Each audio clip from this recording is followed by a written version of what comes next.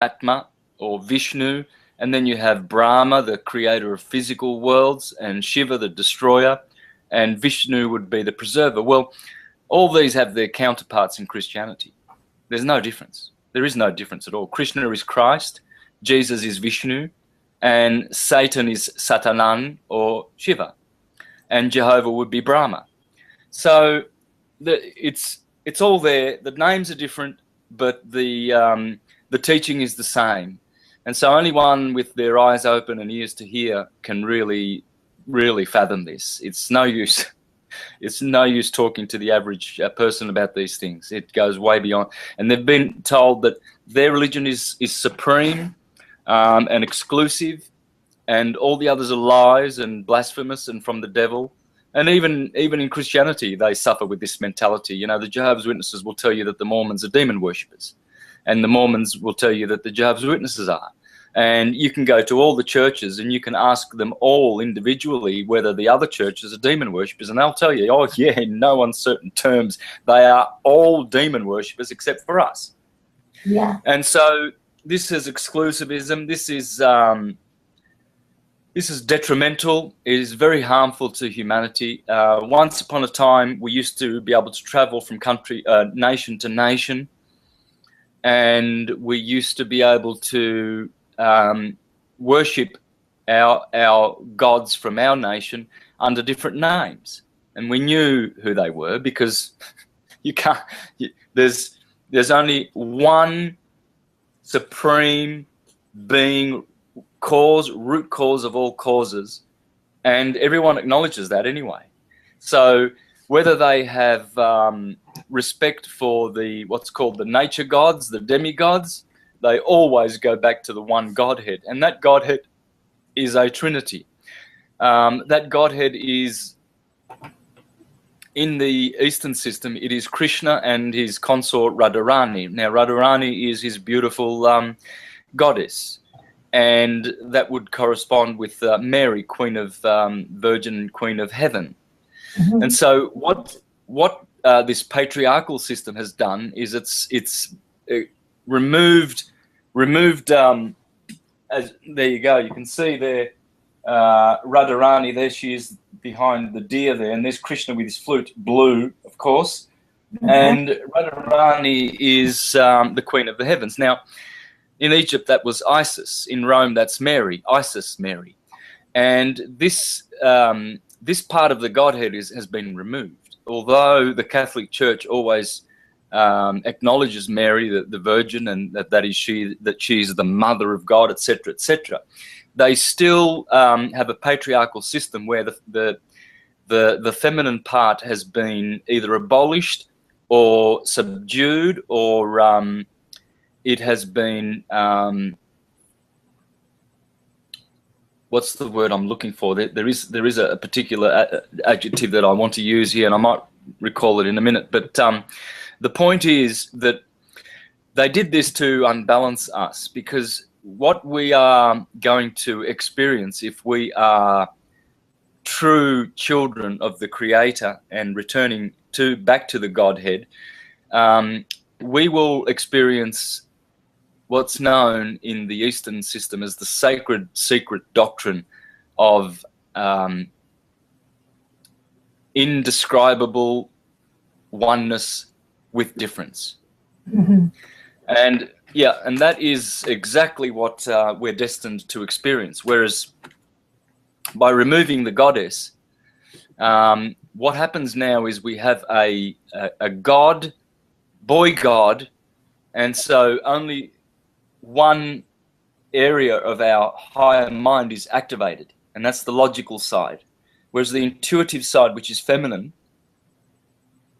is not activated. And so what happens is, what we experience is difference only in this world, with a promise of being one with God, as all of the gurus are teaching, to to go to the white light and to be one with God, etc.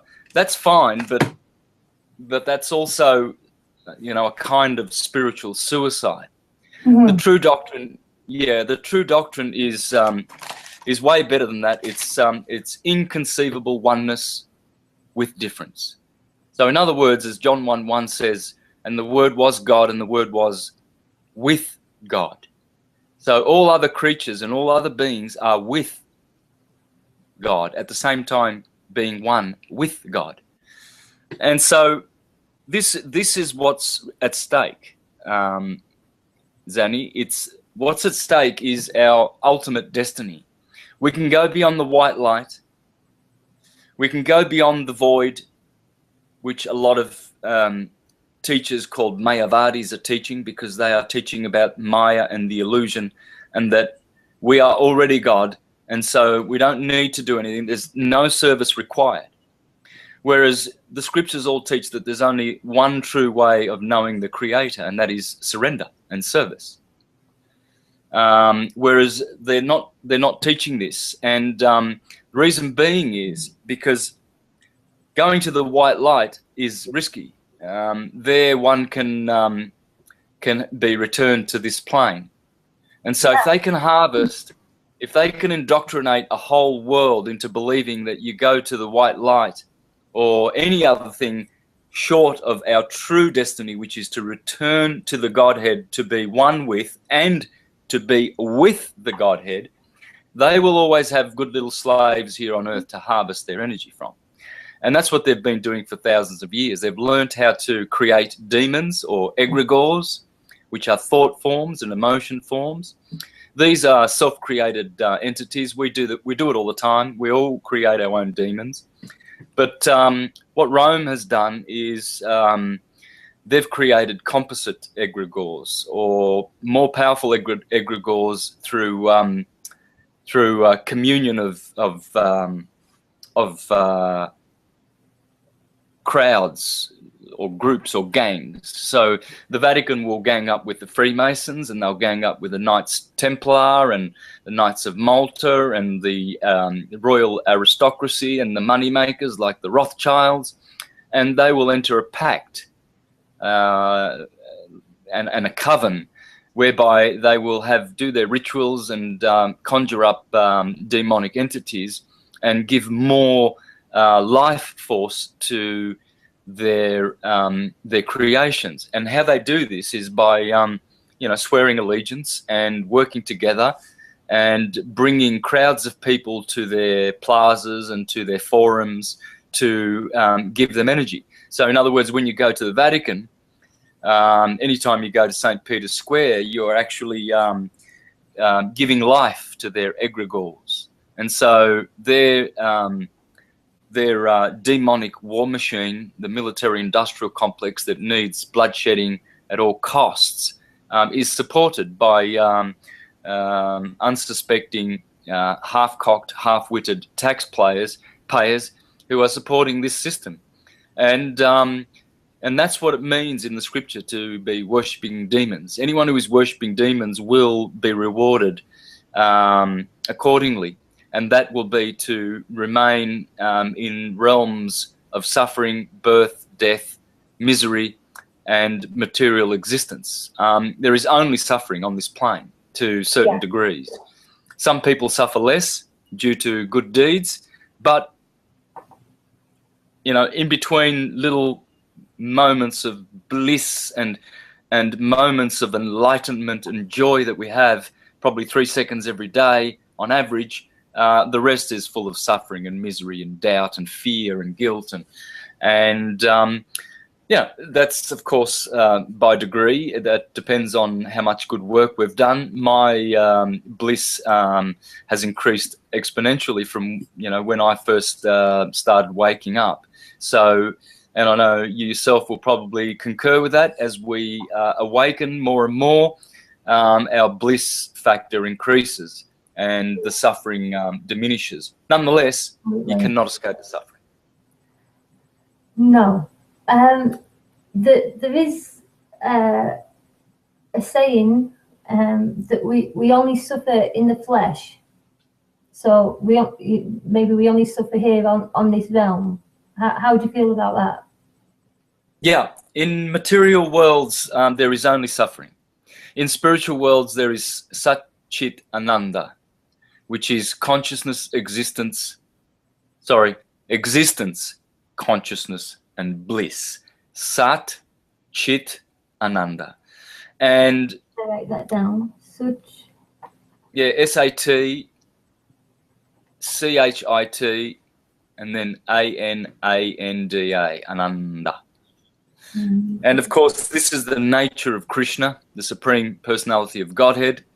And this is our true nature and all that our soul desires and craves for, which is to be liberated. Yeah. Would you say that, you know, all the ailments that we suffer are a result of society, you know, being forced into the cities and the towns and living on top of each other and abiding by, you know, their rules? Yes, it is. The whole idea of cities is to create civil citizens. They all share the same root, and that root is slavery. Citizen, civil. This is all Roman slavery, dressed up to sound like we're all so clever. You know, we're part of a functioning city, but it's all slavery. We are controlled in those cities. We are told what to do. We are told what to think. We are not allowed to express certain opinions. Certain truths are not tolerated. They want their truth. They want their conditioned truths only to be supported. And they spend a lot of time and money putting energy and power into their particular truths. For instance, global warming, and let's go and collect taxes now so we can fix this, as if nature is not able to repair its own, you know, its own weaknesses, as it always does. So it's just man interfering with nature and creating shortages and scarcities as part of their demonic religion of worshipping egregores rather than the creator. So it's just man seeking glory for himself and seeking money and power for himself, and teaching the unenlightened, half-witted section of humanity, which will be probably 95%, how to follow and give worship to their creations rather than the creator. Yeah, absolutely. I agree with that. I always feel that, you know, living within a society and abiding by other people's rules, you know, even coming down to weekdays, you know, you can only do things Monday to Friday, and then on a Saturday and Sunday you have the freedom to spend that time with your children, or, you know, but the rest of the week you've got to put your children into the care of strangers while you go and break your back working to make somebody else rich or whatever. That has never sat well with me. It just doesn't feel natural. And I would say that humanity has had a divorce from nature in a large extent. We've been divorced from our nature through demonic thoughts. Now, what is a demon? Well, people have their own ideas, but simply a demon is a service to self creature, entity, being. Some are beings, some are creatures. Creatures are created. Beings have no created beginning. And so these entities serve themselves. And they know that in order to hoodwink mankind and harvest their energy and power, they have to create false models of nature, you see. So one of the false models is gravity. Gravity, not even Newton believed in gravity, and of course it was a hypothesis. And so, and all of the equations under the sun that you can put together and try to understand will never explain gravity, and nothing ever will, because it's hocus pocus bogus pseudoscience. And yet people use it to explain everything. Oh yes, gravity does this and gravity does that. Gravity is able to carry flying jets in the air and actually carry them in the same atmosphere, so that if they're flying from Paris to New York, it's actually on a spinning globe. It's exactly the same time flying from New York to Paris. Now, this is just sheer insanity, but even airplane pilots subscribe to this hocus pocus bogus buffoonery. Whereas, you know, if they really understood the true nature of the universe, everything that is up is up. And I'm not upside down here in Australia. No, absolutely. I am, yeah. And so what they'll have you do is they'll indoctrinate us with globes in our kindergartens and in our primary and secondary and tertiary education. There's a globe everywhere, and no one has ever provided one single shred of evidence that we live on a globe. And in fact, every single thing that they do provide in terms of so-called evidence is hocus pocus, ridiculous buffoonery. And you know, it can be silenced with just short little sentences of evidence, truth, and knowledge, because everything supports that we live on a flat plane, and everything is absolutely up and down, and the whole universe works this way.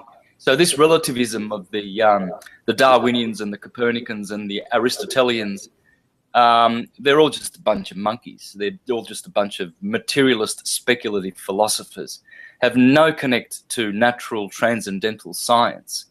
And so your transcendental scientists like Pythagoras and Plato, they get silenced. And how they did this was, of course, Rome shut down the Neoplatonic schools in the 6th century.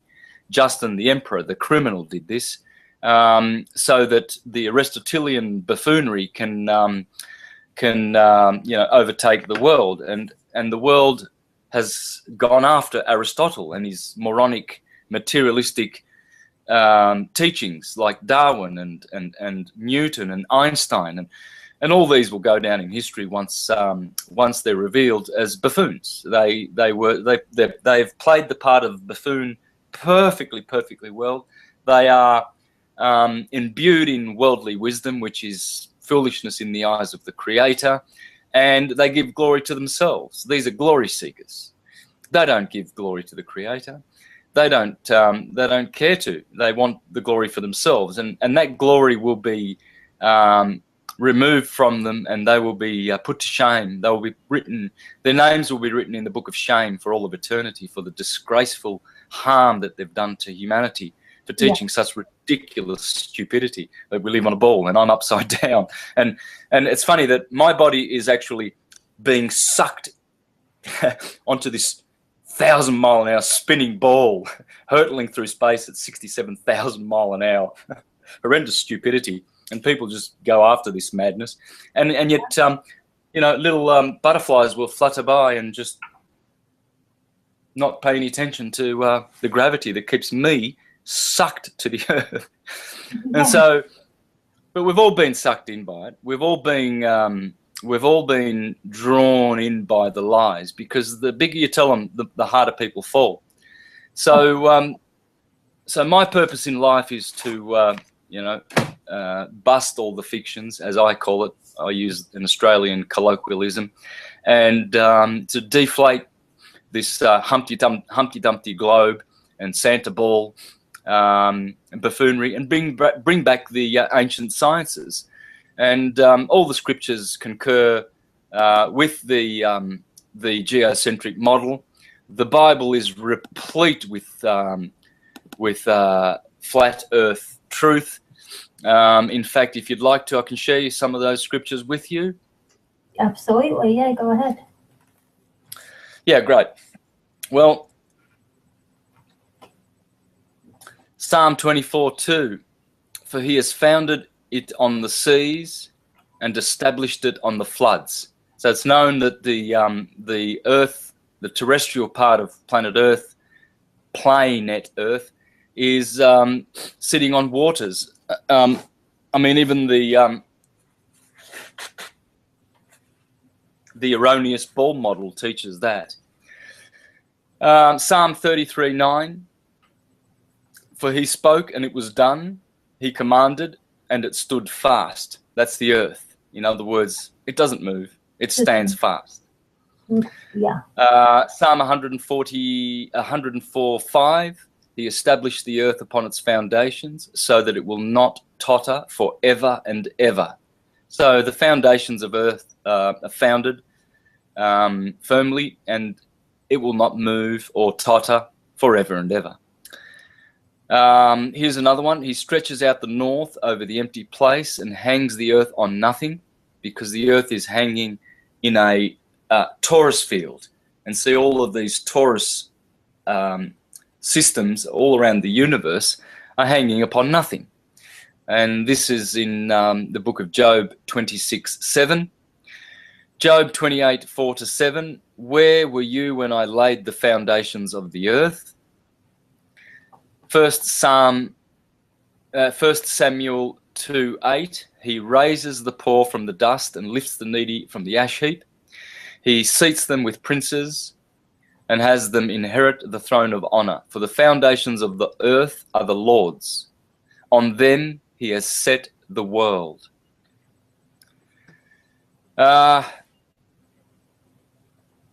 Psalm 19:4. The heavens declare the glory of God. There is no speech, nor are there words. Their voice is not heard. Their line has gone out through all the earth, and their utterances to the end of the world. The end of the world, indicating a flat plane. In them he has placed a tent for the sun, which is as a bridegroom coming out of his chamber. It rejoices as a strong man to run its course. I've explained all this. This is a tent or a tabernacle. It's a vortex coil type of tent-like structure, like a teepee, and the sun goes from circling around above the earth plane from the Tropic of Capricorn, and it climbs up to the Tropic of Cancer, and it actually contracts as it goes up to the Tropic of Cancer, and then once it reaches there, it expands as it goes down to the Tropic of Capricorn again. And this is the motion of the sun. Here is also some secular evidence of a knowledge of a flat earth. Theophilus of Antioch in the 2nd century said, the heavens, therefore, being like a dome-shaped covering, comprehended matter, which was like a clod. So there you go again, speaking about this wonderful vault or firmament above the earth. And here is another, that was Theophilus of Antioch. Here is Rubaiyat of Omar.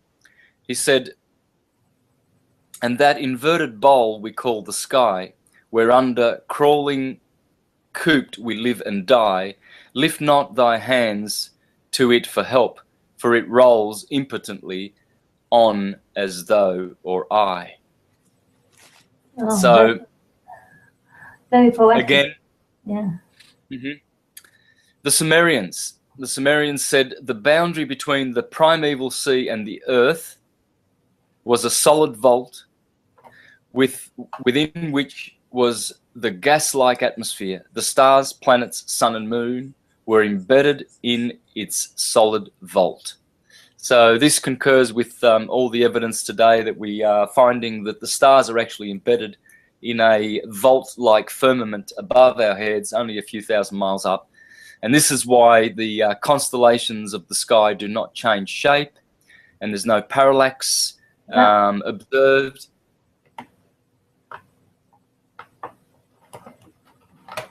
Absolutely. You were saying, sorry? No, I'm just concurring with everything that you say. You know, it fits with the research that I've been doing, and it's just good to have it, you know, from the ancient scriptures, you know, just confirming this. Yeah, look, I've got evidence from Srimad Bhagavatam. I've got evidence from the Quran. The Bible is full of this. This is just a handful of these scriptures that indicate that the earth does not move. It will not totter forever and ever. The Quran also talks about the creation of the earth, and when the Lord made the earth, that it was. Oh, hang on. Sorry, there's someone at the front door. Just Okay, one moment. Yeah, you get that.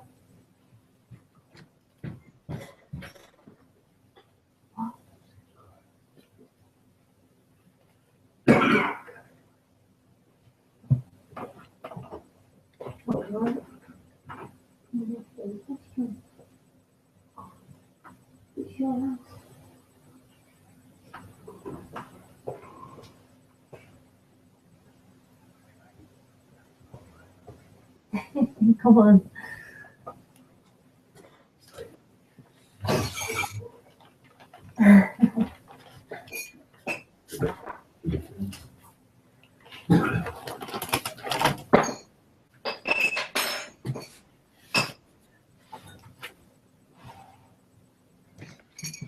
Yeah, sorry about that. Was that the Jehovah's Witnesses? No. They wouldn't last long at my door. I'd be teaching. I used to be a witness for 30 years, knocking on people's doors, trying to save them to God's kingdom. Yeah. How did you break free from that? You know, what was it that you know did it for you that you no longer wanted to be a Jehovah's Witness? Well, religion in its pure form is transcendental science. So I practice religion, always have. But religions, especially corporate religions, these are pure satanic demon worshipping organizations. Nonetheless, they do offer a service, and it's a necessary service. It's inconceivable and impossible to really fathom how this works, but they do. It's like a boot camp, I guess. They do work out for the good, and the good-hearted ones, it's inevitable that they will come out of the religions. It's like a tunnel. You don't go into a tunnel to stay into in it. You go through it to get out of it. Yeah. And that's what the religions are like. They are there for you to go through, and then when you get out, then you are free, and then you see the light, and the light at the end of the tunnel is getting out of religions, and then to practice religion. True religion, which is true religion, true worship is purely and simply surrender and service to the Creator, and that everything we do glorifies the Creator, because the Creator deserves this. It doesn't demand it, but our reason and our intellect and our intelligence tells us that the Creator deserves our respect and our worship, and it is our link to happiness. This service. There's only two roads of service: service to self or service to others. And that service to others is what is known as service to the Creator. When you do good deeds for poor people, when you do good deeds for others and help others in their times of trouble, this is serving the Creator. And these are the good deeds that the Creator is pleased to see and will bless.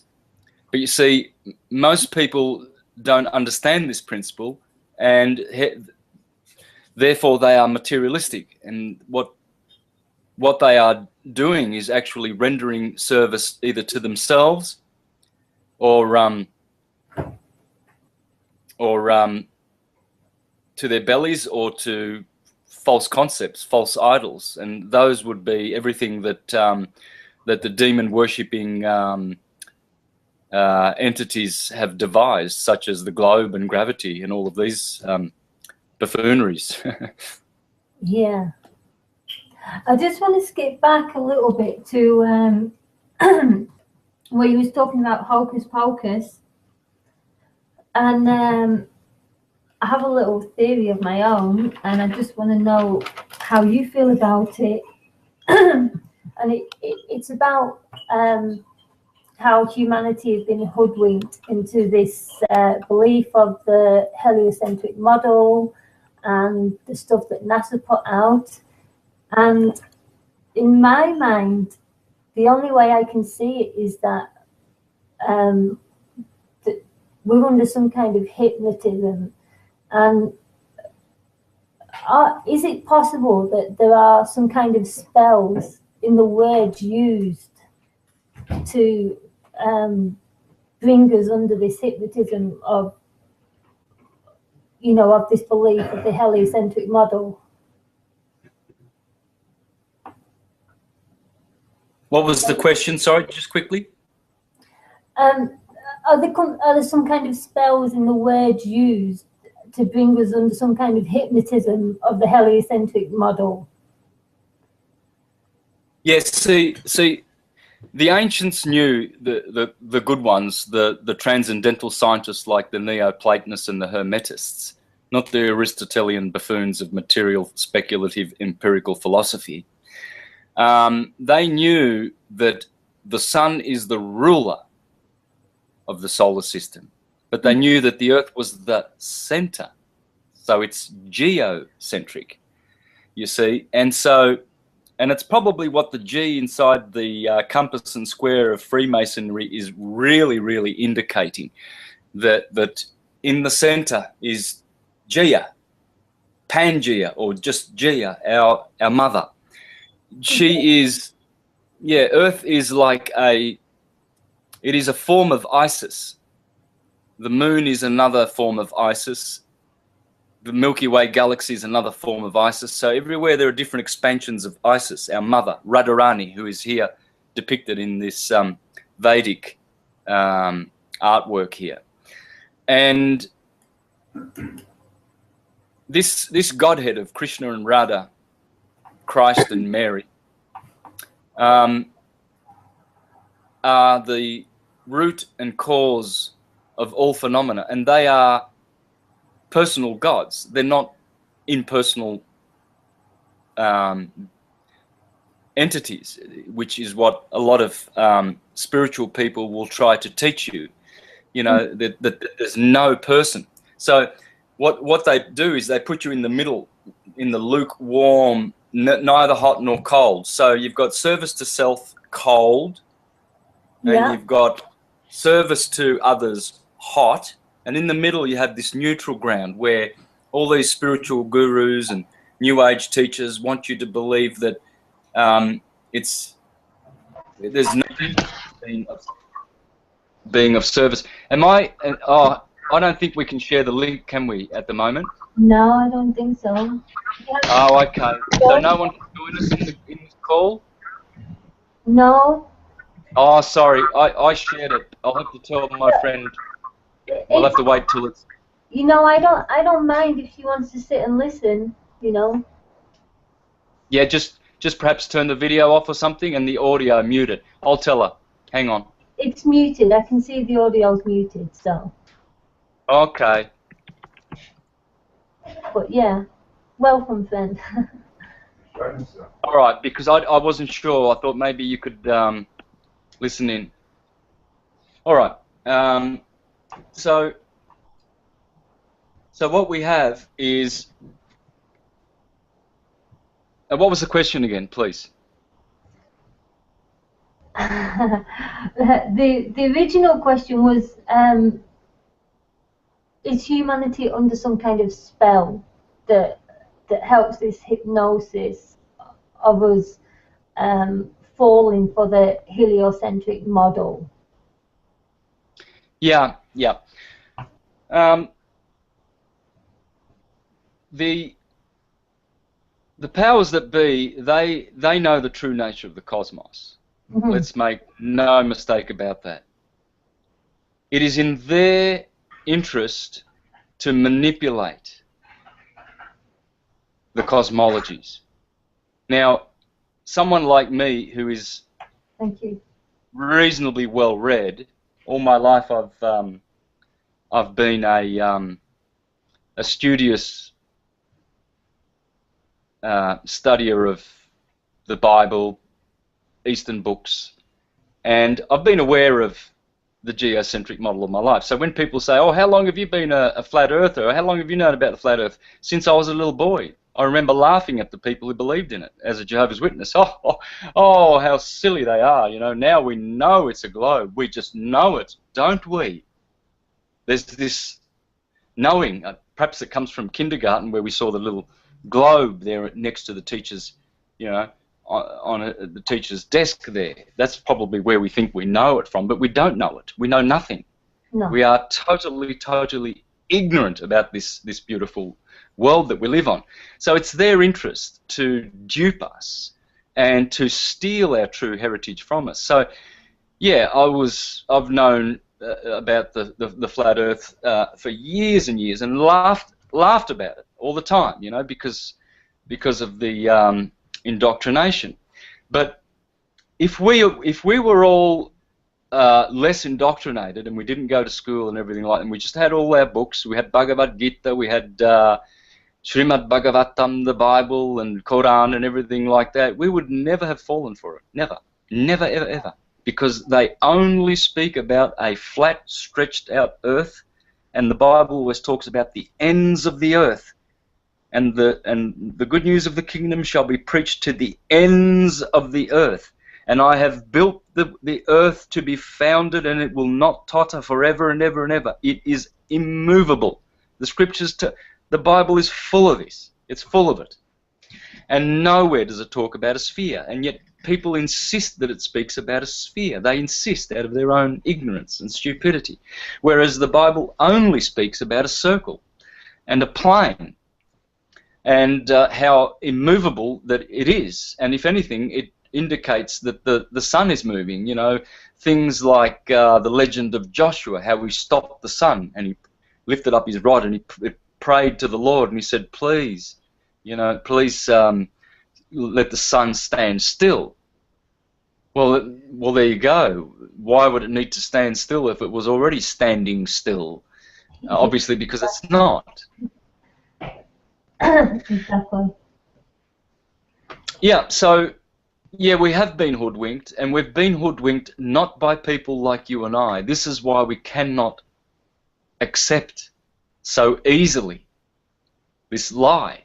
And I see intelligent people who have suspended their intelligence, who will not even look at the evidence, which is bountiful, that we live on a flat plane, simply because of this indoctrination. Now, I find that this is the nastiest religion that I have ever seen. I've seen how religions hurt people and cause them to want to hate you for saying something contrary to what they believe, but this is the big one.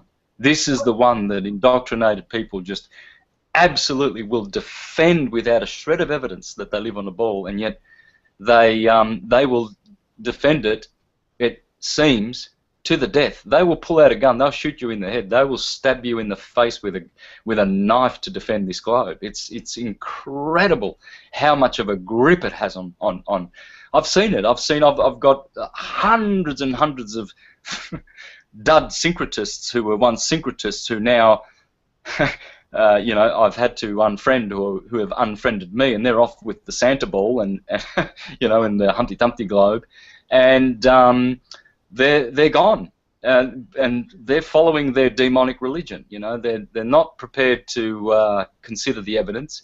The reason why I have gone back to the ancient traditions is because I have done my homework, and I have done it extensively to the nth degree, and I am totally 100% satisfied and convinced and know that we live on a flat plane. Our eyes alone tell us that. You know, everywhere you go, you can stand on the highest mountain and you'll always see the horizon at your eye level. That can never be on a ball, no matter how big the ball is. You can have the biggest ball in the universe, it will always curve, and the horizon will never, ever, ever come up to your eye level. And yet you can go to Mount Everest, you can go 40, 50,000, 60,000, 100,000 feet high in the sky, and you will always see a flat horizon coming up to your eye level, which indicates that this disk goes on probably forever. Yeah. Not forever, but...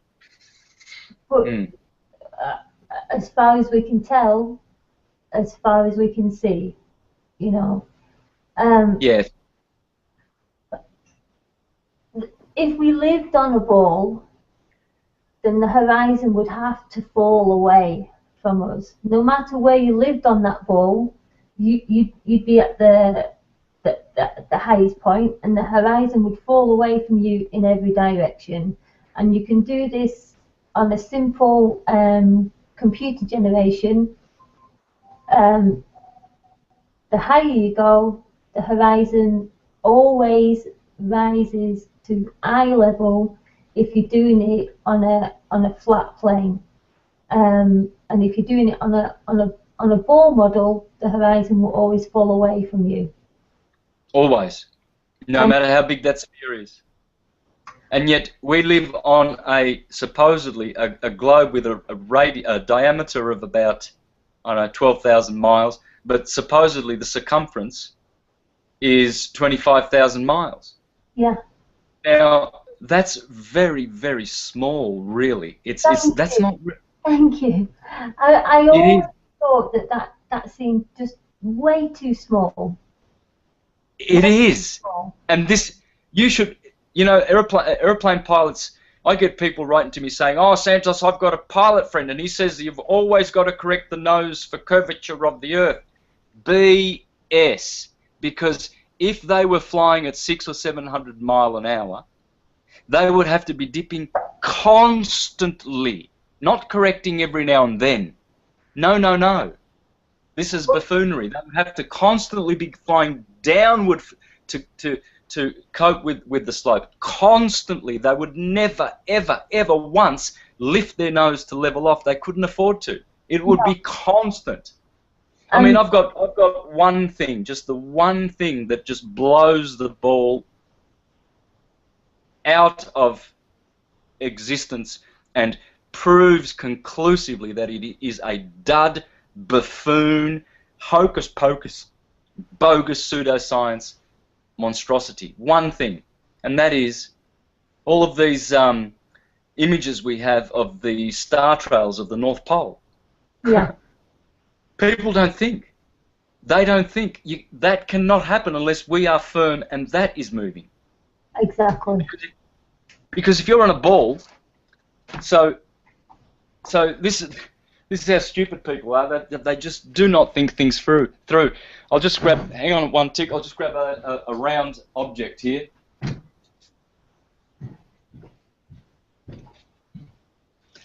So.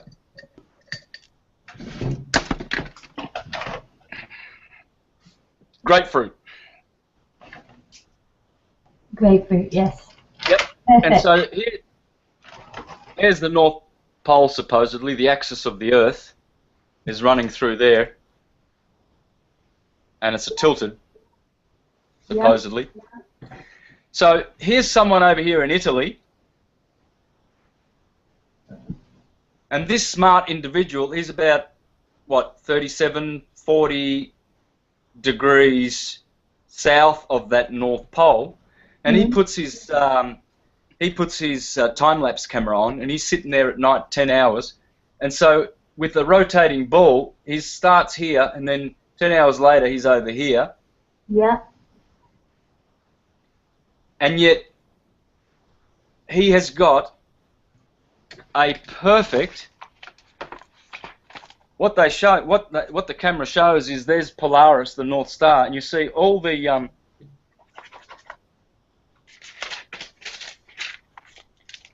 so there's Polaris, and you see all the star trails going around like this,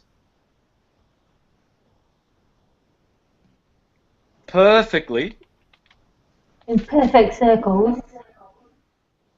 In perfect circles. That is a moving root. The only way you can get that is if your axis, your camera, is right on the North Pole. It has to be taken from there in order to get that effect. Because if you're over here moving, if you're moving around a ball that is spinning, those stars, they're not going to do circles. They're going to be doing trails horizontally. Absolutely. Horizontal trails. They have to. See, people just don't think things through. There's a million of these things that can just debunk the globe. It is truly, truly, truly demon worship at its worst, and people just bowing down to these and defending it. And they'll defend things like we went to the moon. Yeah. I mean, you have to qualify to go to the moon. If people only read their sacred texts, they will know that only qualified spirit beings can go to the moon. No clumsy astronauts in clumsy space in tin cans and silly spacesuits. Yeah. Yes. It's all a fraud. It's massive, massive mind control to manipulate people's deceptions. And people ask, oh, well, so what? I don't care where I live. It's like this is how stupid people are. What does it matter whether we live on a flat plane or a globe? I don't care. There's more important things. More important things? You know, it's like the cow at the abattoirs. You know, it's got all this hay to eat, and it's sitting there going, wow, I don't care if I'm running out in the grass. I don't care where I am. I've got this grass to eat. 10 minutes later, they grab that cow by the ears, drag it up the ramp, and then put a bullet in its head, and then start cutting it up to pieces and sending it to the supermarket so we can have barbecues.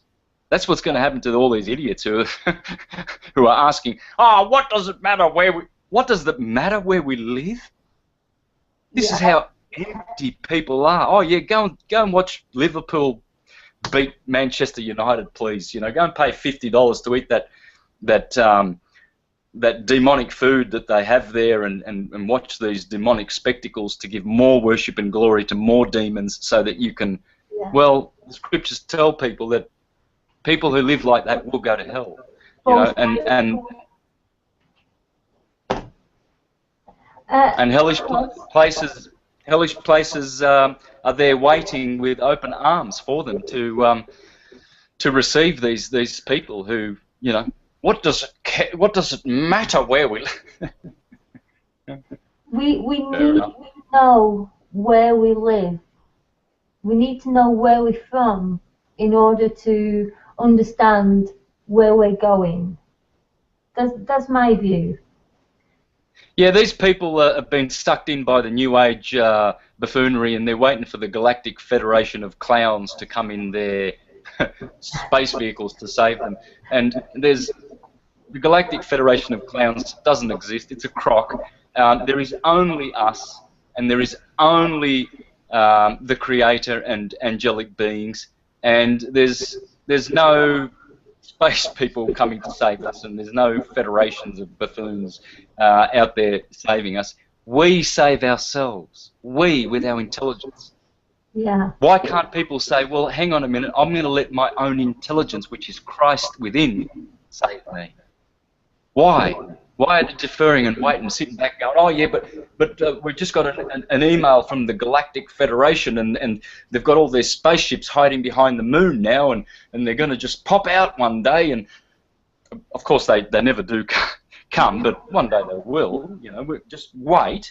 And so you've got these churchgoers are waiting for some buffoon historical Jesus to come from in the clouds, and then you've got these New Agers waiting for the spacecraft to come and save them, and no one's thinking about saving their own butts with their own intelligence because they're too stupid and too much fluoride and too much who knows what they've done. I mean, I'm dumb. I know I'm dumb. I'm as stupid as I'm just dumb, and yet I know these things.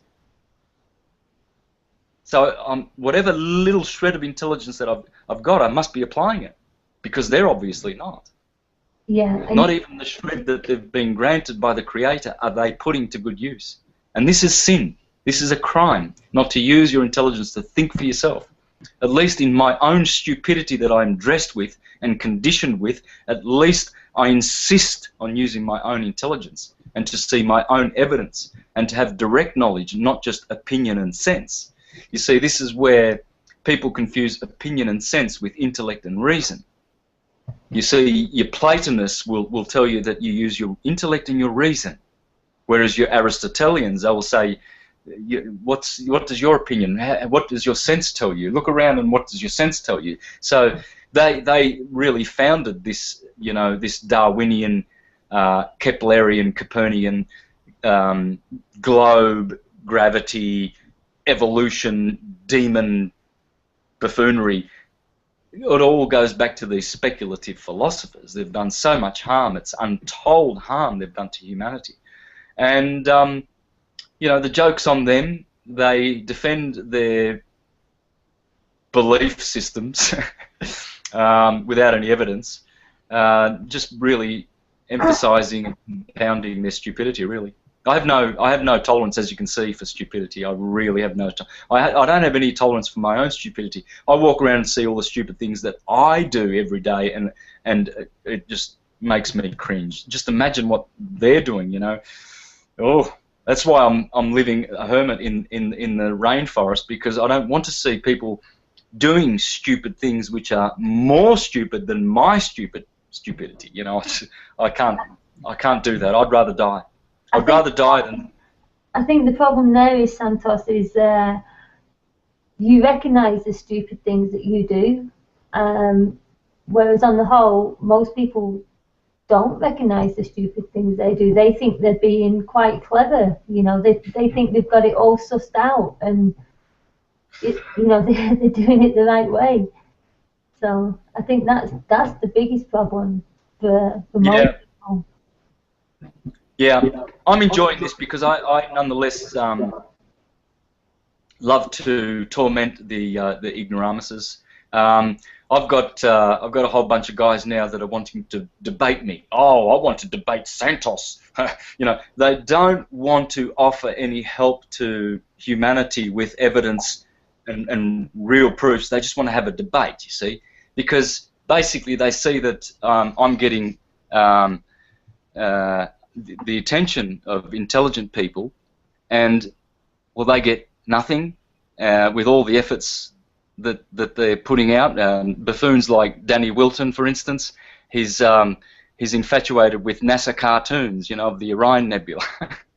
Well, these are clearly sorry. NASA cartoons. I mean, the whole space program was sold to humanity purely on cartoons.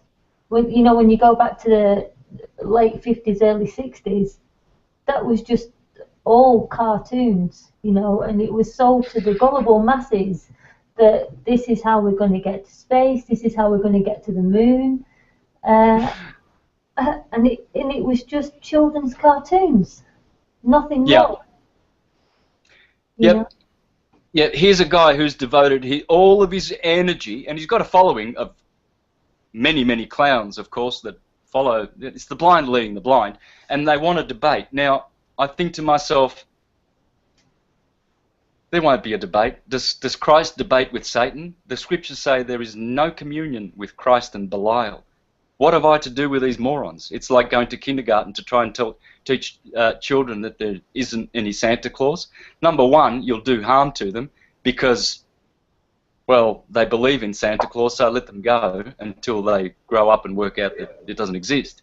Number two, you're reducing the holy science to debate with pseudoscience. Mm-hmm. You know? Yeah, it doesn't make sense.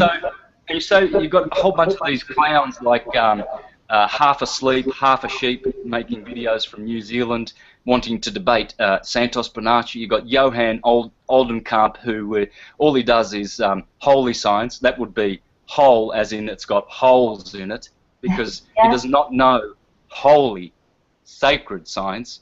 It's holy, as in it's got holes everywhere. I never had much respect for that moron anyway, because he is basically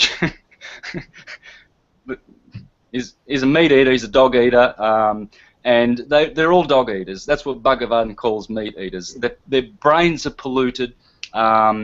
They cannot think. They cannot reason because they eat dogs. And when the blood is polluted, there's no way to ascend internally, to go up in here to see the white light and the blue light and have activation. These people have had no activation. Santos, And can you just explain quickly for anyone that's going to watch this how eating meat pollutes the body? yeah, well, there are particles of blood in the meat, no matter how much it is cleaned. And these particles of blood combine with the human blood and pollute it. The blood, the scriptures tell us clearly that the soul of the animal is in the blood. So when you take the meat of an animal, you are actually taking that blood, not only physically but also etherically. You're consuming the etheric atoms of blood. That is the etheric counterpart of the physical, because molecule for molecule, every molecule that makes your body in the physical world, you have another molecule in the transcendental world. And so your other half, your other self, your etheric self, is actually the spirit being which has molded your physical being. And so when you eat animals, you are actually ingesting their karma, their fears, their way of thinking. And so what happens is that flesh pollutes the blood, and you cannot ascend to use this cerebrum. You use your solar plexus. And the solar plexus is the animal mind. And so it receives pictures. It does not receive, it's not a two-way mind that is self-reflecting. So they don't have that power of self-reflection so well. And what they have only is they have a very fully cultivated, fear-based animal mind. And you cannot go to God. You cannot ascend to the Creator with that mind. And I would suggest that you'd need 7 years of not eating the flesh of animals in order to cleanse the blood and to make it pure for ascension. Yeah. At least 7 years. I mean, eating meat actually has never felt right to me. I spent many years from being about 10 to 16 as a vegetarian, and then I fell off the wagon, and recently again I've gone back to not eating the dead flesh of animals, and I already feel so much cleaner, so much healthier, and more connected, to nature again. So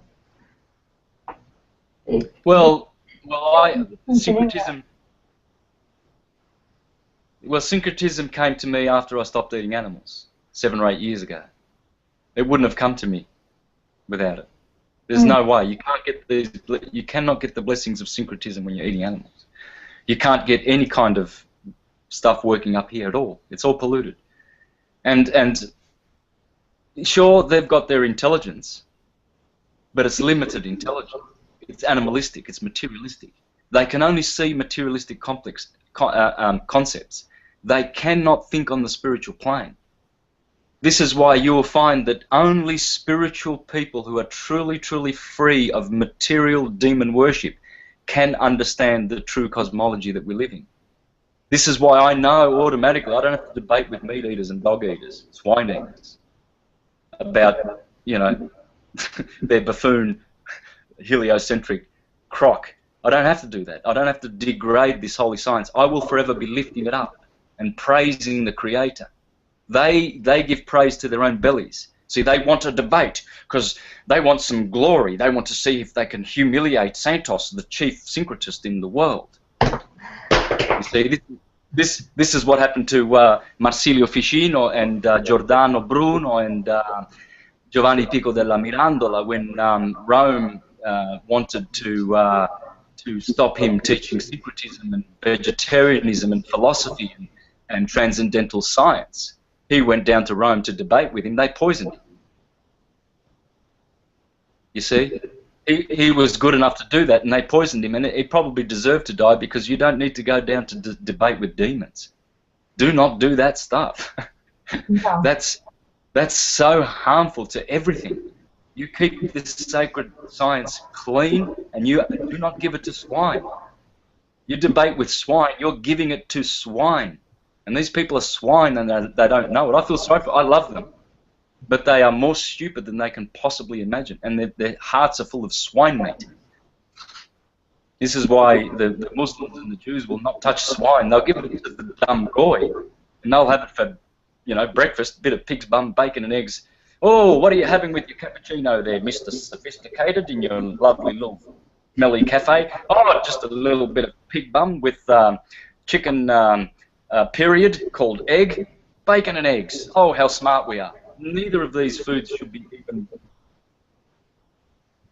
given to the dogs. Not even to the dogs should be eating that food, let alone humans. The stuff that humans are eating is just incredible. Incredible. Shows their stupidity. They go to the supermarket and come back with frozen chunks of cow's bum. They've got chicken bum. They've got pig's bum. They put it in their freezer, and they spend a lot of electricity keeping those bums all nice and frozen in their fridges so that they can eat these animal bums. You are what you eat. Mm. I sound like a pretty angry guy, don't I? No, I think you sound like an intelligent guy, to be fair.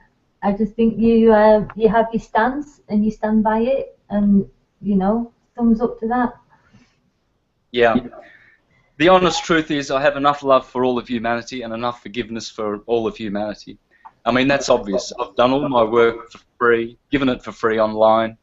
I never ask for any support, any money, any kind of anything. I just give that stuff away to illuminate people, and I've got enough forgiveness for them, but my anger is directed only to people's false egos, which is their stupidity.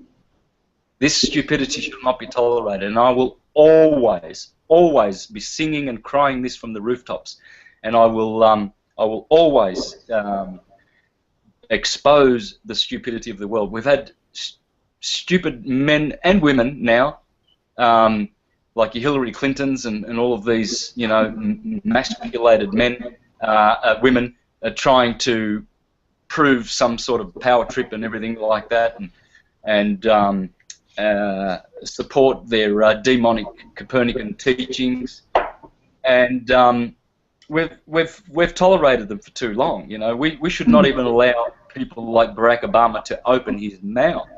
No. There should be a some kind of a device closing their mouths until the day they die for the stupidity that comes from the vomit that comes from their mouths. Hillary Clinton's, Malcolm Turnbull, the Australian Prime Minister, all of these buffoons. These are criminals stealing money from unsuspecting dupes, teaching them about balls and gravity and all kinds of satanic and misfit, erroneous stupidity, and people just swallow that up like it's all true. Yeah, they just eat it for breakfast every day and then go and spread the word themselves, and it's very harmful and detrimental to humanity as far as I can see. Yeah. Well, you know, I mean, pig's bum for breakfast. So when they hear swine speaking, they can't tell. Oh, there's a globe and there's gravity and it's all magic and it sticks all the boats to the bottom of Australia, but it can't stick the butterflies. And it's funny how we're spinning at 1,000 miles an hour at the equator, and yet all of the floating continents don't propagate towards the centrifugal thrust, which is centered at the equator. They're all over the place. It's funny how that doesn't happen, but it's gravity. Oh, what a magic word it is. And the world has gone after it. A magical force that holds the millions of tons of ocean water to the earth, but yet it lets bugs fly in any which direction. You know, it lets smoke rise. You know, it lets the water vaporize. It just doesn't make any sense at all. It's hogwash, basically. Of course, it's not supposed to make sense. It's supposed to be indoctrinated, inculcated, and it's the educations. It's not illumination. No. All of those words to me. I ran away. I ran out of school at the age of 15. I was out of there. Yeah, me too. And yeah, and I went to pick tobacco. I went to pick tobacco because that's what we had where I was growing up, was tobacco. And my father had a lemonade factory, so I worked in my father's lemonade factory, and I was thinking of all the poor fools that were at school, and I was free. So yeah, and so I just bought all my own books and did my own study at home. You know, and I learned more in one page of one book than I learnt in 3 years, all years that I was at school. You know, so yeah, this indoctrination, this inculcation is very severe. I see. I would have thought that people had more intelligence than what they've displayed. I just see people very, very stupid. I mean, I think one of the most dangerous things that they do is, you know, teaching 7, 8-year-olds that they're more intelligent than their ancestors. You know, oh, you know, so many years ago they all believed the world was flat, ha ha ha. But now we're no different, you know, and you know much more than they did then. You know, how is teaching an 8-year-old that they're more intelligent than their ancestors going to help them? You know, it's not. Yeah, that's right. So, in other words, just burn Srimad Bhagavatam, burn the Bible, burn the Quran, burn all these sacred texts that are teaching geocentric, flat Earth, firmly fixed, non-moving, non-rotating. Just get rid of that, and let's go with Copernicus, who said in the foreword of his book, this is for Johann Oldenkamp, the guy who teaches the science with holes in it, called the Holy Science, quite appropriately, the moron. This is what he said in his book, Revolution of Celestial Spheres. The hypothesis of the movement of this Earth is only one which is useful to explain phenomena, but should not be considered as absolute truth.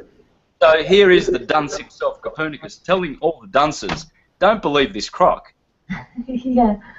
They always tell you the truth in some way. You know, they're trying to fool you, but the truth's always there for you to choose to take on board or not.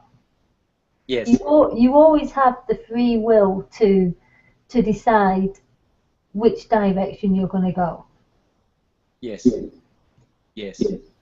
And intelligence should be the guide. Now, I'm not talking about conditioned intelligence, because that's what we see. That's what causes people to be stupid. The false ego, the mind of the material mind, and material intelligence. You see, the Creator, Krishna, uses 8 material energies, and 3 of them are subtle, false ego, material mind, material intelligence, and 5 of them are gross: ether, fire, air, water, and earth. These 8, we are made of this compound.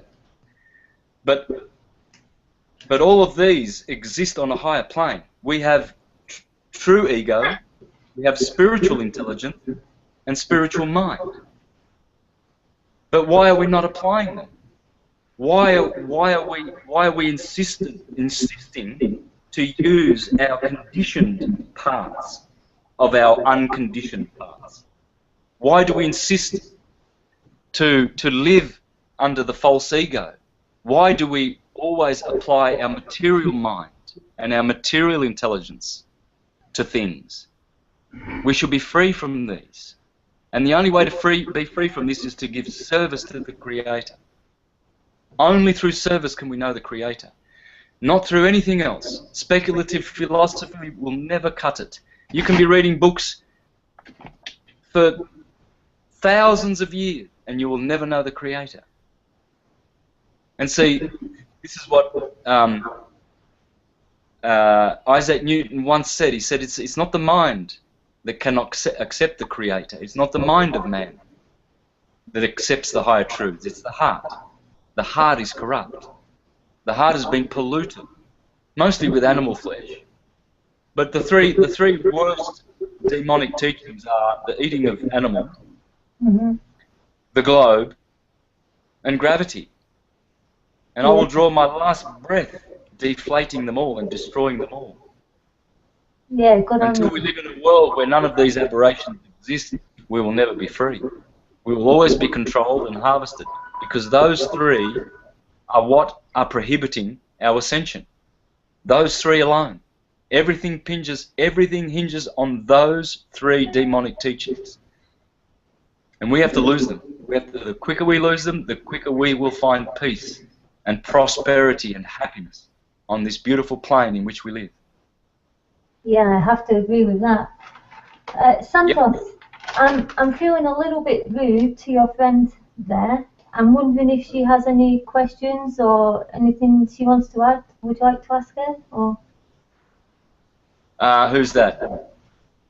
this friend here. No. This is a very good friend of mine who's a syncretist who is just listening. That's all. Just happy to listen. Okay, that's yeah. Because I thought this was going live, and I thought I could share the link. I didn't do that on Facebook, and so, but because I didn't get time to, and just as well I didn't. So because otherwise we would have had hundreds of people here. yeah. I always, whenever I do my hangouts, I always do them private because I just have a small confidence problem. I just like to talk one-on-one, and then I'm just happy to release it onto YouTube after that. I'm not into self-promotion at all, so I don't go sharing it everywhere. I just let people find them and come across them. Me too. And that's the way I like it. So. Yeah, me too. I mean, I could be posting my videos every day on Facebook. I probably only post once every 2 or 3 months, and you know, I think to myself sometimes maybe I should just have a page just to promote my syncretism, because if you haven't got syncretism, you've got nothing. All of these researchers who are specializing in this and that and this and that, it's all blah blah blah blah blah. I get benefit from listening to them, but they just don't know how to join the bits all together. You know, for instance, when some people talk about astrology, they go on about this 13th sign. Oh, and then the heliocentrists came along and they introduced 12 signs and destroyed the 13th. Bull. The 12 system is timeless. It's always been 12. So when I hear these idiots, I think, oh, please, you need syncretism. Please, everyone listening to this, just study syncretism. Without syncretism, you know, diddly, squat, diddly, squat, diddly. Nothing. Only syncretism is our path to ascension, salvation, and true intelligence. Until you're a syncretist, you're a dunce. You're a dunce until you know syncretism. You must know the wave. And I'm saying this with love. I was a dunce before I knew it.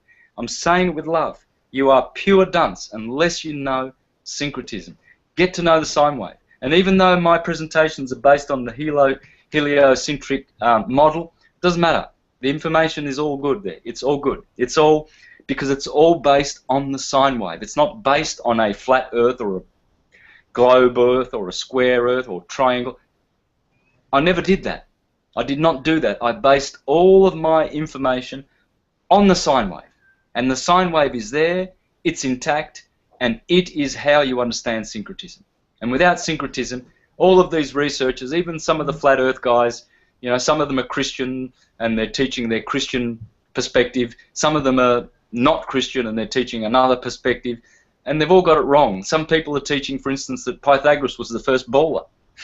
Where did they get that stupidity from? From other stupid idiot materialists Yeah. Moronic, speculative philosophers who tried to bring down Plato and Pythagoras because they were the true ones, and to elevate Aristotle so that we can be fooled forevermore. These people have to do their research and find that it's Aristotle that was the moron who taught about the ball. Pythagoras would never teach such ridiculous stupidity.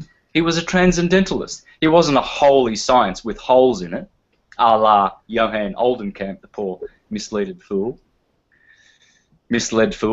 Sorry to name names here, but these are people who deserve it. This is not people who, in any way, have any kind of intelligence that deserve any kind of respect. And I do it lovingly, because once they come back into the fold of the true ancient teaching of cosmology, then they will be respected once more. But until such time as, you know, they pay attention to cartoons like Danny Wilson and his cartoon shop, he's got a whole following of people and a YouTube channel based on NASA cartoons and the Orion Nebula. And every day it changes. You know, every day it's new, but Danny manages to see a monster in there. Oh, look, this is a monster, and his eyes are saying that that we come from the Orion Nebula somehow, or whatever. You know, whatever buffoonery he wants to say. All these people are like, you know, I've seen those there's the seals at the zoo when you give them a fish. Yep. Give us more clown cartoons, Danny, master of buffoonery. Give us more cartoons. Everything NASA does, all of those images, that's all cartoons. That's all the blue marble. That's the Humpty Dumpty blue ball. Yeah. No one lives on ball. You see, but half-witted people, they look at NASA's images of of Jupiter and Mars, and they think that those are actually balls too. Instead of buying their own telescopes, looking for themselves and seeing that those things are not terrestrial bodies, they are not balls. No, absolutely not. I don't know if you've ever seen Ashley Webster's channel on YouTube. She's been doing a lot on stars through telescopes, you know, and what they actually look like. Look nothing like giant suns in the distance. You know, they are these magnificent, beautiful lights in the sky that are full of geometric shapes that change and always changing. You know, so beautiful and magnificent, and so close to us. You know, not billions of miles away. So anybody listening, you check out Ashley Webster's channel, because she's really done some good work on that. People just seem to turn to NASA and expect the truth, even though it's just a show. You know, for anybody that's got their eyes open and they watch all those, you know, the NASA launches and what goes on in the NASA room when these launches are going on, it's like some big party. They're all patting each other on the back, and they never give any real kind of scientific reasoning. You know, they're just talking mumbo jumbo, and it's just like one big joke to them. They're just having one big laugh on our behalf. You know, as far as I'm concerned. Oh, you can see how they're laughing at us. If you look at the last European rocket launch, which happened yesterday, I think, you will see that all the criminals who are funding these false hoaxes of going to outer space, you can see them laughing at each other with their Masonic handshakes and all of these Masonic ways of communicating and ways of indicating that they are laughing at us. You'll see them, even the Chinese buffoons, the space program there of buffoons, you'll see them laughing every time they launch something. You see them giggling. They're actually giggling and laughing, knowing that they can't go to space. You can't go through the vault. You just cannot penetrate the Van Allen belt. It's just impossible. The radiation is too intense. So this is why the rockets go up and then they level out and then fall into the sea. Yeah. And so what they're doing is teaching, selling people a lie so that they can steal their money. Yes. Very clever of them to make this fractional reserve blood money system, which is connected to the military-industrial big pharma complex, so people can take their pharmaceutical drugs and be treated. I'd rather be cured or healed. But they're quite happy to take all these pills and with side effects and everything like that, and they're quite happy to support, you know, these operations of invading countries and stealing their wealth and killing children and women and civilians unarmed, murdering, butchering, raping, pillaging, profiteering, scamming. It's just a bunch of scumbags, and this is why I have repeatedly in this interview mentioned that it's all demon worship, and I will not do an interview ever again where I will not mention the source and cause of all of our troubles. It's demons. Forget about the Vatican, forget about the Jews and the Khazarians and the Hyksos and the Bilderbergers and the Trilateralists and the Commission on Foreign Relations and the Knights of Malta and all of these pedophile gangs. It's demons. And the lips of Santos Bonacci will forever, wherever he goes, will always be denouncing these demons and their stupid followers. 95% of humanity are just stupid followers of demons and demon worship and globes and gravity and all sorts of crocs, which I will never fall for ever again. Yeah. Why? Because I'm too intelligent and I have syncretism. And that's not arrogant to say that. We are all intelligent. But we suspended our intelligence. I suspended mine. I knew that all the sacred texts, I knew they all of them subscribed to geocentric flat earth model. All of them. And yet I went ahead, I just went ahead and I used, and here's the earth, it's a ball and we're going orbiting around the sun, and so there's one thing I wanted I'm going to fix that up with a vengeance. Because in some of the presentations I've seen that you did, and you know, you were using the heliocentric model, there was always this sidereal time, you know, where we're supposed to be coming into the time of Aquarius or whatever, but we're not because of whatever. And how does that sit now? You know, it does. In my mind, I expect all that sits a lot sounder now, you know, that we're all on the level and we realise everything's spinning around us and we're not spinning around the bloody universe. What do you say about that? Yeah, look, all of this relativism, doublespeak, you know, that up is not up and down is not down, it comes from demons. Hillary Clinton, that's a demon. Don't ever think that someone like Hillary Clinton is just a normal woman with empathy like you and I.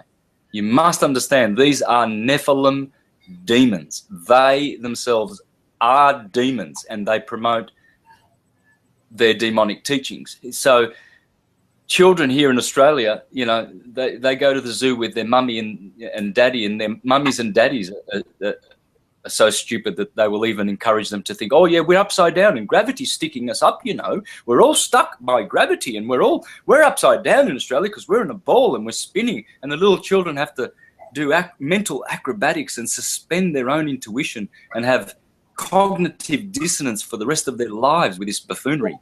And the adults subscribe to it. The children are indoctrinated by this filth. And it's all putrid demon worship. And I am here to vanquish demon worship and demon teachings forever. That's my job. And I don't care if I have to do it alone. I don't care if anyone supports me. I don't care if I have to block every single friend that I've ever had. Even if it's my mother, even if it's my son. I will draw the last breath exposing these three putrid demonic teachings of meat-eating, globe-worshipping, and gravity-adoring buffoonery, because those three are our only impediments to true peace and security. Once we get rid of these aberrations, and I ask all intelligent people to join forces with me. I don't care if you don't, but I offer the invitation, because one day you don't take up the invitation, you're going to look like a real proper buffoon, dunce / moron, because you believe that you're living on a bowl. Fancy that. Fancy that. Intelligent human beings believing such filth. You've been convinced to ignore your own senses. You've been convinced to leave common sense behind. You've been convinced there's no up or down, when that's the easiest thing to prove, you know, that there is an up and a down. Yeah, it's baffling to me. It's baffling to me. It really is. It's very, very sad. At the same time, I get enjoyment from seeing all the half-cocked, half-witted pretenders of truth. You know, everyone wants to be well, I'm a truther. I'm in the consciousness movement. They're eating meat. They think they live on a globe. They believe in gravity, something that Newton or no one else believed in, but just tongue-in-cheek sold it off to all the goy dupes. Yeah. And they're truthers. I will expose the half-truthers. And they've already been exposed and put to shame. Your Danny Wiltons, your Johann Oldenkamps with their pseudoscience, science with holes in it. The science with holes in it. There's another website that I used to be associated with called School of the Holy Science. Please go there and see the morons that are there. School of the Holy Science. I'm ashamed that I ever was a part of it. Run by Ruth Smith. She's a demon worshipper, believer in globes and balls and hocus pocus. I pity them. But off they go, half-cocked. Oh, we've been told we live in a globe. I can't see it, but I'm going to promote it because I'm stupid. Can't help you. No. I've offered intelligence to people through the sacred books, you know. I've offered them through Plato's words. None of this is mine. I'm not original.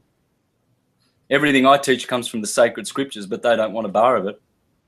They love NASA. They love the globe.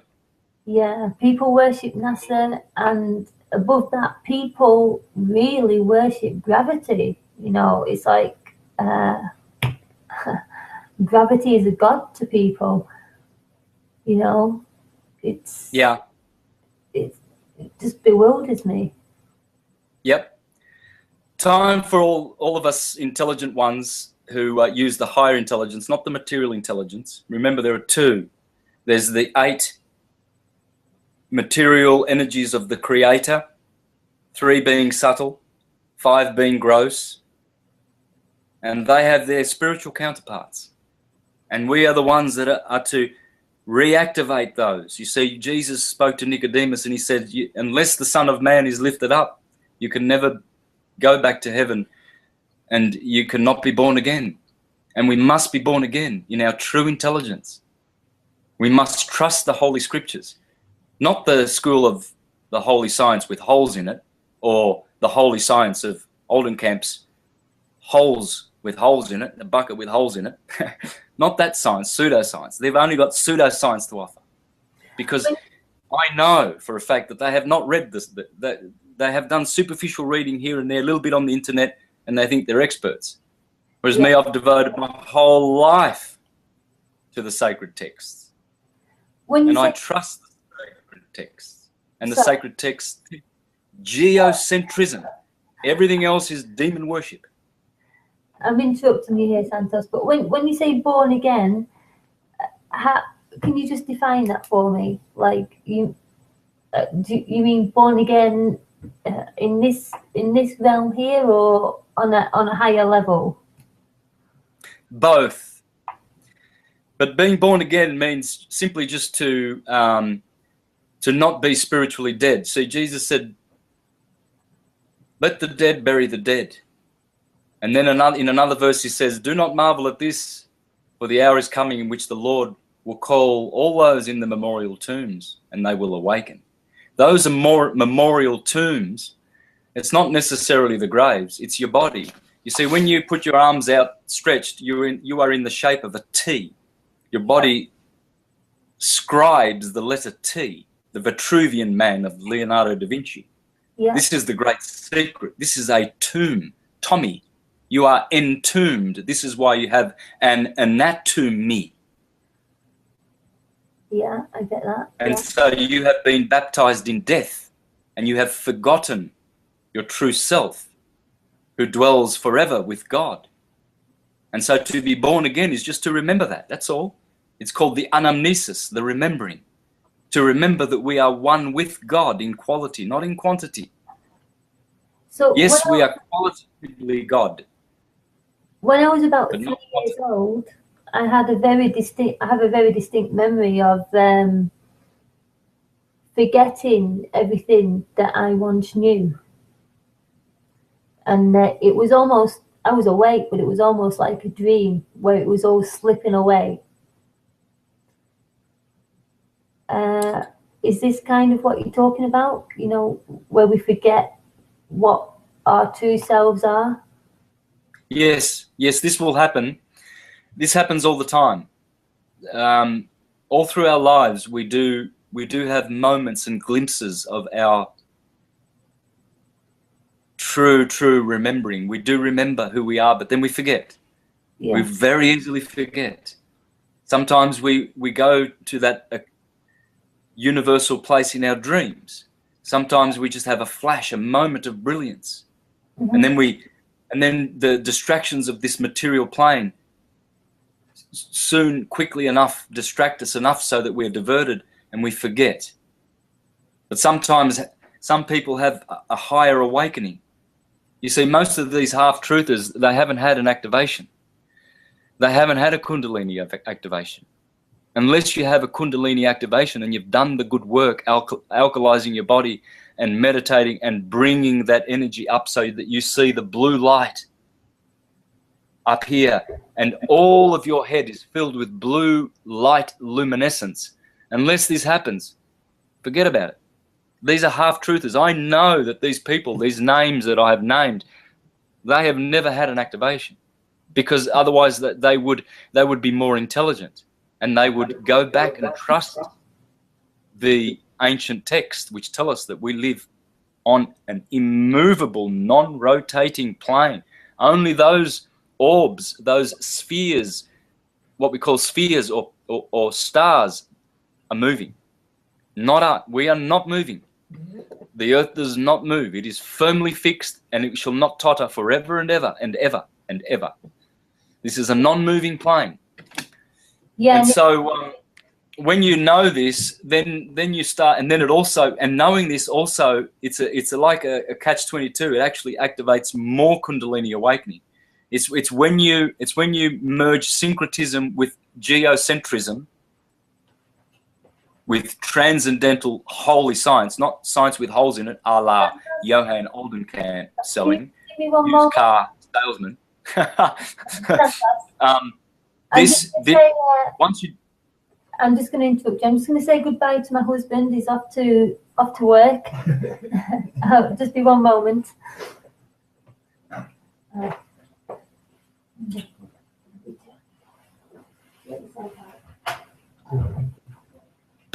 Okay.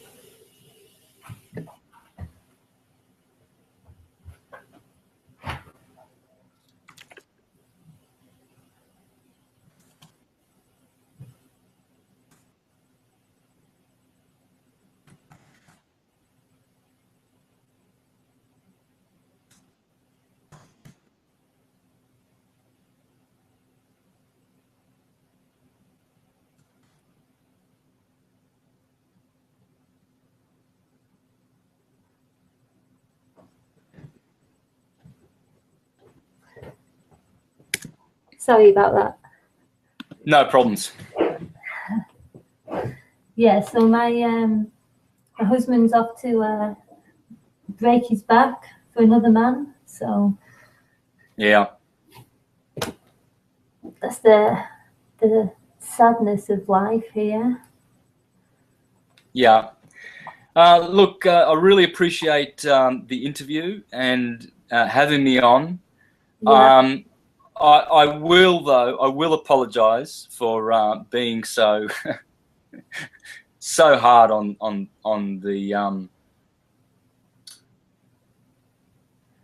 the unintelligent ones. And all I wish to say is, you do have the intelligence, everyone. We all have the intelligence. I'm not here to offend anyone or to hurt anyone. No. We all have dignity. We all have intelligence. All I'm saying is, you've been hoodwinked. You have been utterly, utterly hoodwinked. Repent from this stupidity. Anyone who's listening, repent. Do not listen to these controllers. Do not listen to institutions. Do not listen to Rome and all their lies and the double-speak people who tell you that up is not up and everything is relativism. It is not.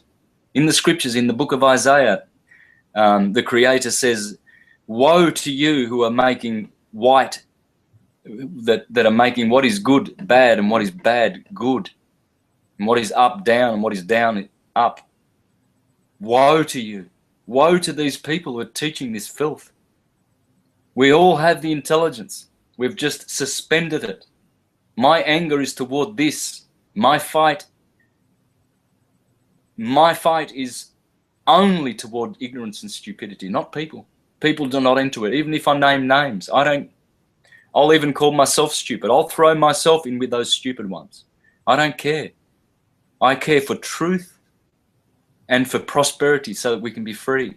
One day we'll be free from these demonic teachings, and we will have music and joy and bliss and prosperity. We will be dancing. Sister, we will be dancing forever and singing and chanting the holy names of God. Hare Krishna, Krishna Krishna, Hare Hare. Hare Rama, Rama Rama, Hare Hare. 16-word chant which will bring you directly to heaven. Or, if you want to, chant the Om. There is nothing greater than the Om. Om. And this is the word of God. Or chant the goddess, Radharani. There she is in all her beauty. The lover of Krishna, Sri Krishna. And Sri Radha is always there. Always with the Lord. She's the Queen of Heaven. And she gives many, many gifts to us, but we must serve the Creator. We can't continue serving our bellies. No. People who serve their bellies are sick. They're very, very sick. They don't know they're sick. Their minds are sick. Their emotions are sick. Their hearts are sick. Their bodies are sick. Look at people, the way they look. They've got wrinkles and everything. I'm 52. I'm not going to see any wrinkles because I eat raw food. I eat chlorophyll and salt, Celtic sea salt and Himalayan sea salt. Salt has electricity in it. Sugar has no electricity in it. Yeah. See, people don't know how to charge their bodies. You see them sitting at cafes with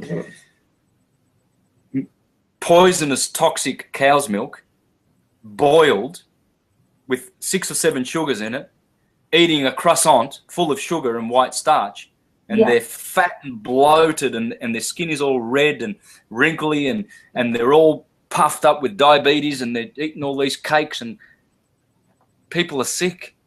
We got to stop eating this poo. People are eating poo. Meat is poo. It's just filth for the body. Sure way to die and to be diseased on the way to death is to eat meat. Yeah. The moment you put meat in your mouth, your mind is crippled with putrid disease of demonic kind. You are possessed of demons the moment you put flesh on your tongue. The moment you even contemplate it, it is demon worship. And this is what I'm here against. And this is all I will preach against now. From now on, anyone who listens to this interview and wants to interview me, be prepared for me to denounce demon worship, meat eating, globe, gravity, buffoonery. That's all I'll be doing from now on with my syncretism. You see, all of these Danny Wiltons, they just have envy for someone like me. Why? Because I have syncretism. And what have they got? Cartoons. Oh, here's a little cartoon of the Orion Nebula. And here you go, all my other little demon worshipping club fans. Give me a like. And they all liking him, you know, like the seals in, give me one more fish. Yeah. Another trick. And they're all dancers. I Blind mean, leading blind. yeah, absolutely blind leading the blind. I mean, not on the same level, but in the same realm. You know, if I was to post something on Facebook where, oh, I'll post my dinner on Facebook. This is what I'm eating tonight. I don't do this, but for example, I get, you know, like 50, 60 likes. I post an honest truth about something about the world, and nobody looks at it. You know, it's like Yeah. If you tell someone that you had a bit of pig's bum for breakfast, you know, bacon and eggs, oh, they're all, yeah. you know, the moment you try to wake them up and say, think for yourself, do you really think you live on a globe? Oh, I'll stab you in the eye for criticizing my belief in the globe, you murderous heathen. How dare you say we live on a flat plane? And that's about the extent of their research. And they will defend it. And all the while, the criminal Illuminati, putrid pedophile families are just enjoying seeing all of these idiots defend their lies. Their lies. They vomit forth the lies, and then all of these idiots go defending them. Like these dumb seals at the zoo. I shouldn't offend the seals. The seals are much more intelligent than half of these half-cocked, half-witted buffoons. I just have one more thing before you go, Santos, and that is the programmed response of people that, you know, the second you bring up that the Earth may not be a globe or may not be what we've been taught it to be, the programmed response is ridicule, instant ridicule. And for me personally, that was one of the biggest waking moments for me, because I was questioning this and I was having a dialogue back and forth with my brother, and anybody that I brought it up with instantly said, oh, you're stupid, you're an idiot, you don't understand science, you know. And it's like this response has been programmed into us. They don't even know why they're saying it. They've not even looked into it, you know. So it's it's kind of, I don't know how to explain it, but well, it's like this. When you absorb these demon teachings, you become demon possessed.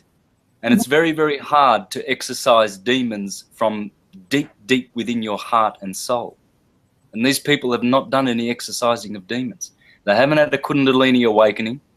And I recommend to anyone, please, please, please, first and foremostly, do some meditation.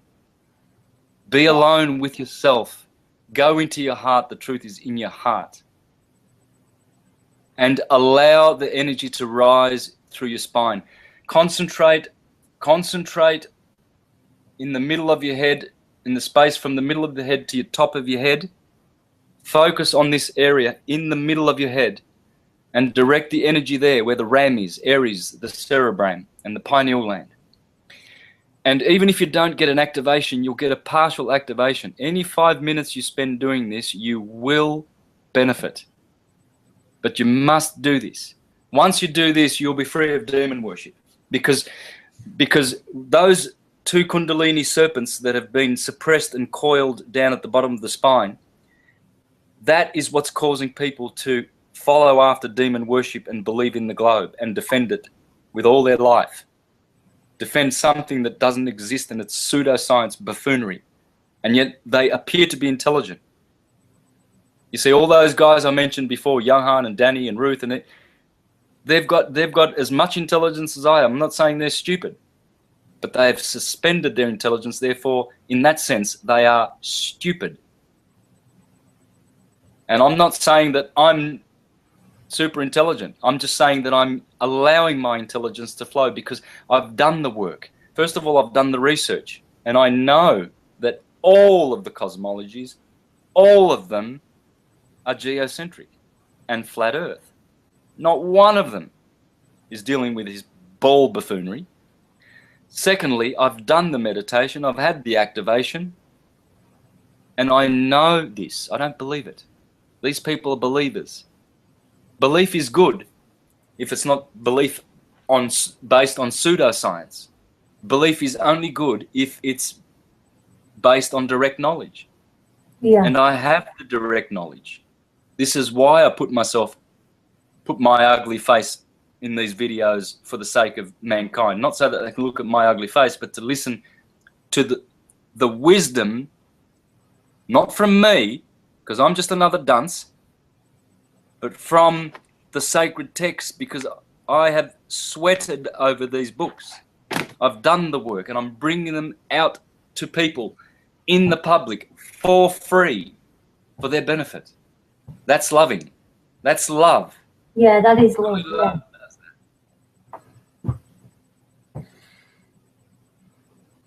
Wow. Santos, I must go because my children are going to be waking up any moment, but I have to thank you for giving me the time and such an expert talk over the subject. Hopefully, sometime in the future we can do this again, if you're happy to do that. Anytime. And I'll be in touch. So I'm gonna wish you well and have a good day, the rest of your day, and we'll speak again. Thanks, Annie. Take care. Until next time.